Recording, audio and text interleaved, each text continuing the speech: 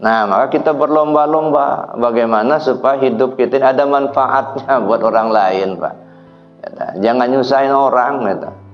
Nah, tapi ada manfaatnya. Jadi 4 inilah yang kita siapkan dulu.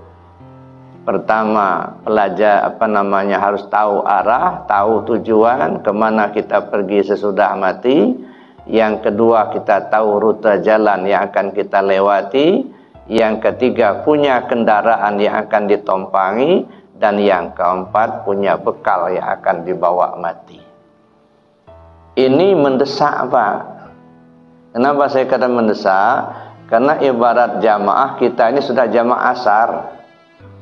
Sebentar lagi nunggu matahari tenggelam, Pak. Jadi nggak ada lagi kesempatan kita berleha-leha, enggak. Ada. Jadi nggak ada kesempatan kita untuk ketawa terbahak-bahak. Makanya kata orang tasawuf, kalau orang paham hidup ini banyak nangis daripada ketawa. Tapi kita ini dengar ceramah aja kepinginnya yang banyak ketawa, gitu. Ya, makanya walaupun ribuan kali dengar ceramah, tapi nggak ada perubahan. Kenapa? Iyyakum wad-dhahka fa innad-dhahka tumitul qalba. Hindari olehmu banyak ketawa, karena banyak ketawa membuat hatimu mati. Nah, jadi kalaupun kita banyak dengar ceramah, tapi kalau hati kita mati, sama saja menyuapin orang tidur, Pak. Ya, berpiring-piring nasi yang kita suapin, tapi nggak ada yang masuk. Kenapa? Orang tidur disuapin. Makanya walaupun berulang-ulang banyak dengar ceramah, tapi nggak ada perubahan. Nggak ada yang masuk ke hati kita.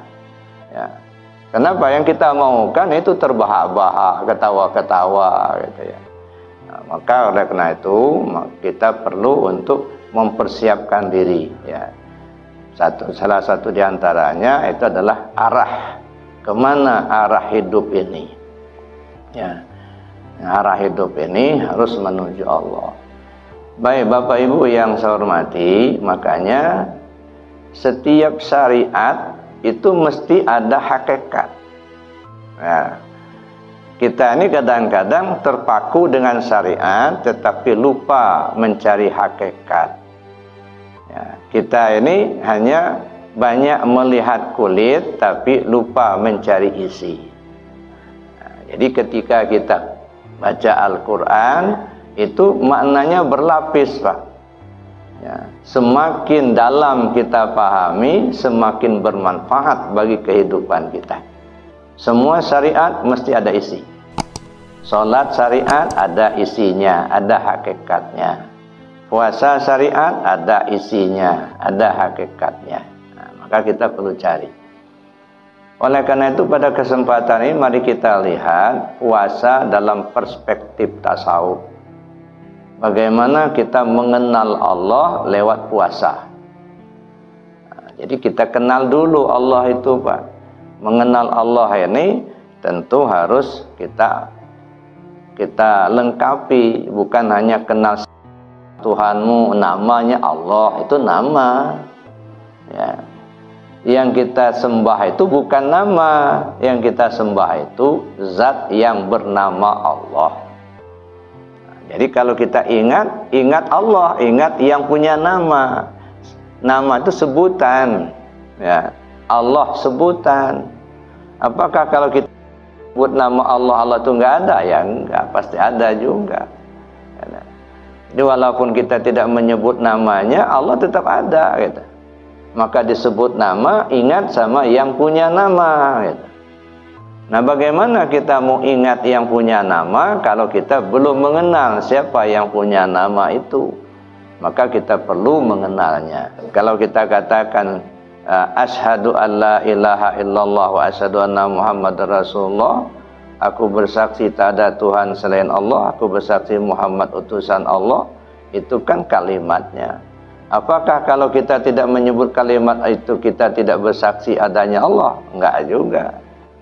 Walaupun tidak disebutkan kalimat itu, bagi orang yang sudah paham, dia tetap menyaksikan adanya Allah. Nah begitu juga ini, walaupun tidak disebut meja, begitu kita ngelihat tahulah kita, oh itu meja, gitu. Makanya bagi orang yang sudah paham, fa aina ma tuwallu fasamma wajhullah. Kemanapun kau menghadap, di situ wajah Allah. Apapun yang kita pandang, terlihat adanya Allah. Nah, ini dulu yang perlu kita kejar, Pak. Mengenal itu dulu.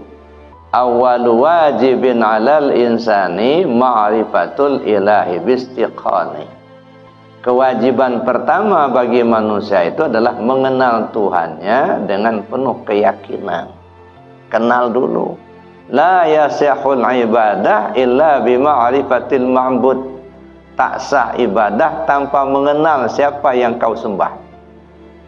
Nah, maka perlu kita kenali dulu.